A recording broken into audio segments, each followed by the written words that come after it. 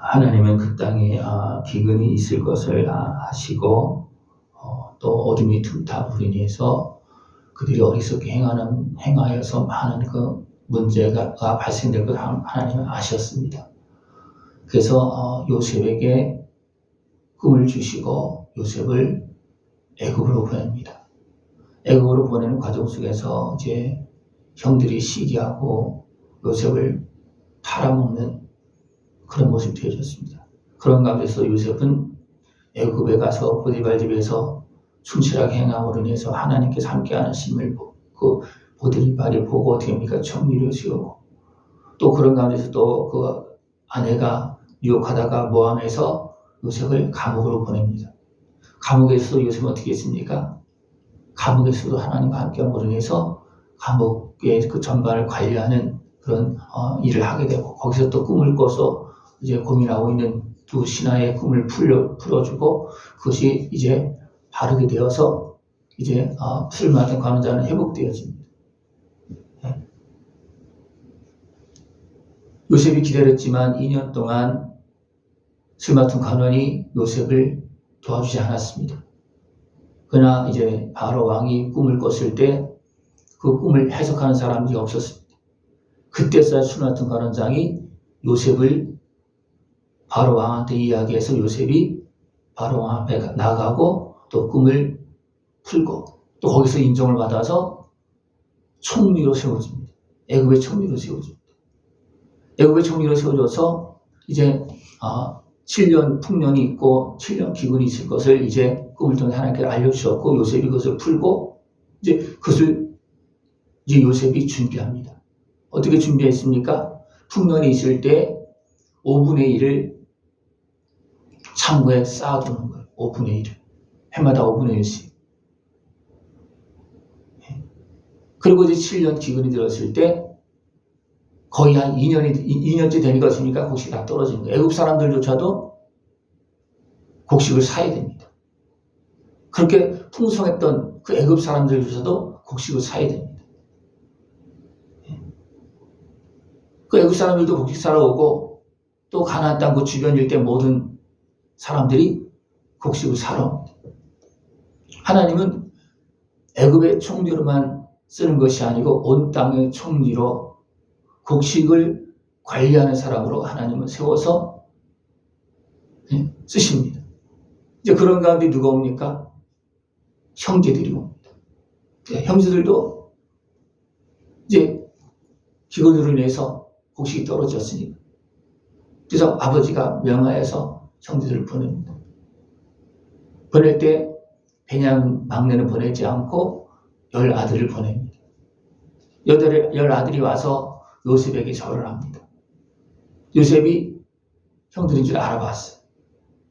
그래서 처음엔 어떻게 했습니까? 엄한 소리로 이야기합니다. 그런 가운데 하나님께서 꿈을 생각나게 했습니다. 형들이 절을 했는데 10형제밖에 안 왔잖아요. 그죠? 11형제가 다 절을 해야 되는데 10형제만 오는 거예요. 그래서 요셉은 베냐민까지 오게 하려고 꿈을 생각을 해서 꿈이 이루어져야 되는 거예요. 하나님의 뜻을 따르는 겁니다. 그래 처음에 형들을 봤을 때는 거기까지 생각을 못했습니다. 그냥 형들이 와서 절하니까 그때까지 무엇이 있었겠습니까? 그 형들이 자기를 파는 것을 전혀 완전히 지워버린 그런 모습은 아니었겠죠. 그죠? 그러니까 엄한 소리로 합니다. 그러나 하나님께서 꿈을 생각나게 해서 어떻게 합니까? 이것이 단순하게 그 사람 관계 속에서만 일어난 일이 아니고 이것은 하나님의 뜻 가운데 이루어지는 일이라는 것을 이제 요셉이 깨닫게 되는 거죠. 깨닫고 어떻게 합니까? 그러면 베냐민도 와야 되겠다. 그래서 11형제가 다 절하게 하는 겁니다. 그런 가운데 이제 이야기를 하면서 이제 그들이 12아들이 있는데 하나들은 없어졌고 막내는 집에 있습니다. 요셉이 정탐꾼이라고 막 뭐라고 치니까 막 그렇게 얘기하는 거예요. 그런 가운데 어떻습니까? 요셉은 그러면 내 막내 아들을 데려와라. 네. 한 사람만 가서 그 막내 동생을 데려와라. 그럼 내가 믿겠다. 그래서 요셉은 꿈대로 이루어지게 하기 위해서 꿈대로 꿈이 이루어지는 그런 과정들이 지금 되고 있는 것이니까 그것이 완전히 이루어지기를 생각하면서 이렇게 행합니다.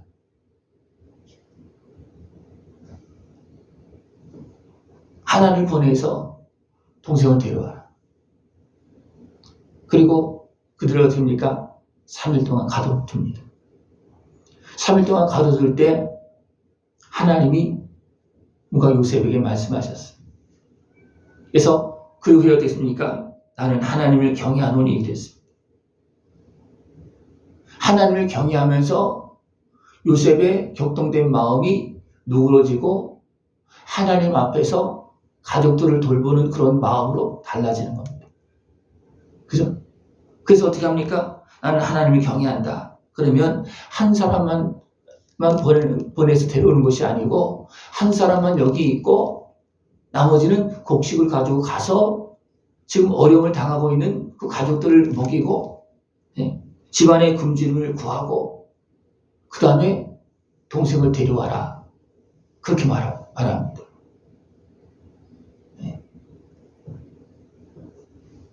그랬을 때 그들이 서로 어떻게 말하냐면 아우의 일로 말미암아 범죄했다.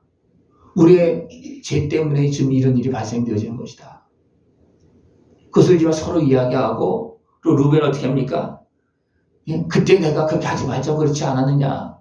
막 또 이야기하면서 그의 핏값을 치르게 되었다. 지금 이 형제들은 요셉을 팔아먹은 건 아는데 어떻게 된지 모르잖아요. 그죠?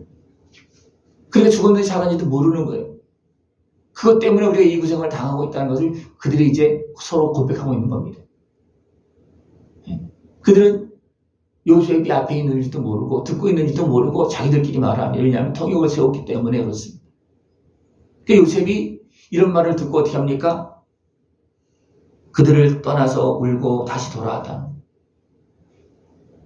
어떻게 보면 이 과정 속에서 그들이 이제 회개하고 있는 거잖아요. 그죠? 그러니까 요셉이 그것을 듣고 울고서 돌아왔다는 겁니다. 어떻게 보면 마음이 많이 풀린 거겠죠. 그죠? 그리고 이제 시몬만 끌어내서 결박하고 가두고 놓고 그들에게 곡식을 주고 또 길 가면서 먹을 양식도 주고 그 다음에 됐습니까? 가져온 돈은 다시 다 자루에 넣도록 그렇게 명해서 실려 보냅니다. 그들이 가다가 중간에 이제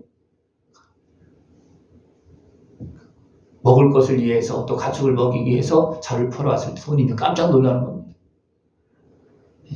그리고 이제 집으로 돌아가서 이 상황을 아버지한테 다 이야기합니다. 이야기하고 됩니까? 우리가 베냐민을 데리고 가서 시몬을 데려와야 됩니다. 왜 시몬이 지금 갇혀 있거든요. 데려와야 됩니다. 그러니까 아버지한테 됩니까? 안 된다는 거예요. 지금 요셉도 어떻게든지 모르고 죽었다고 생각하고 있죠. 그죠? 또 시몬은 갇혀 있고 또 베냐민을 보내면 어떻게 되겠습니까? 베냐민도 될지 모르는 거예요. 이때는 어떤 때입니까? 기근으로 인해서 사람들이 마음이 어떻습니까? 막 요동되는 때입니다. 어떤 상황이 벌어질지도 모르는 거예요. 하나님께서 요셉을 통해서 애굽의 곡식을 주지 않았다면 어떻겠습니까? 그 땅은 완전히 전쟁터가 되는 겁니다. 그죠? 생각해 보십시오. 풍년이 있을 때는 그걸 알지 못했잖아요. 그죠? 근데 이제 기근이 들을 때 어떻게 합니까? 1년이 지나고 난 다음에 그때부터 집에 전쟁이. 네. 야곱과 그 12아들, 이제 요셉은 애굽으로 가 있지만 그들이 사는 땅은 이미 다른 사람들이 살고 있는 지역입니다. 거기에서 기근에서 먹기 살기 어렵다면 어떻게 되겠습니까? 야곱과 그의 가족들은 어떻게 됩니까? 완전히 그 땅에 살고 있는 사람들에 의해서 완전히 죽임을 당할 수 있어요. 왜냐하면 그들이 먹을 것을 탈취하기 위해서 어떻게 하겠습니까? 그냥 내버려 두겠습니까? 심은 사람들 다 죽는 거예요. 그죠? 심은 사람들. 근데 하나님은 미리 준비해서, 네. 애굽의 곡식이 이제 많아지겠기 때문에 어떻습니까? 그들은 이 사람도 애굽으로 가고 저 사람도 애굽으로 가고, 예. 야곱의 10아들도 애굽으로 가는 겁니다. 그래서 그 땅이 진멸되어지는 것, 그걸 하나님께서 택한 약속한 백성들이 진멸되어지는 것 하나님은 막아주시고 도리어 더 풍성하게 되도록 하나님은 그렇게 해주셨습니다. 또 요셉이 뭐라고 그럽니까? 너희들은 이제